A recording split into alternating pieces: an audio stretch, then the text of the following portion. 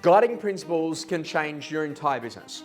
And one of the best guiding principles I've ever seen is this really simple idea of what would it take for you to become the number one agency or the number one agent in each of your chosen markets.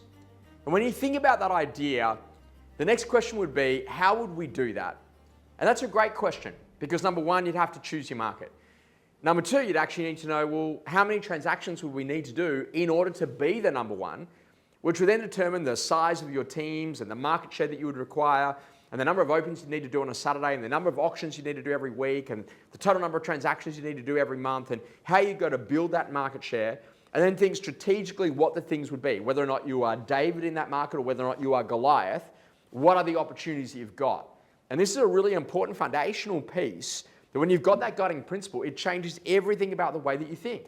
And the problem is that for a lot of people, they're kind of like, well, last year I did 30, I want to go to 32, but that's not going to get you into the number one position. And if the number one position is 100, you've got a long way to go.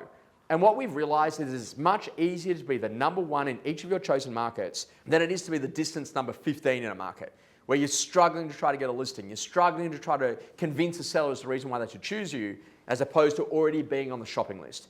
And that's what I want you to start to think about. One very simple guiding principle: what would it take to be the number one in each of your chosen markets?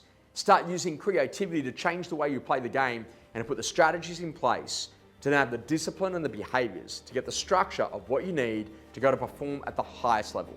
And once you use that creativity, that will unlock everything inside of your business. And all of a sudden, you'll get that game-winning performance to become the best.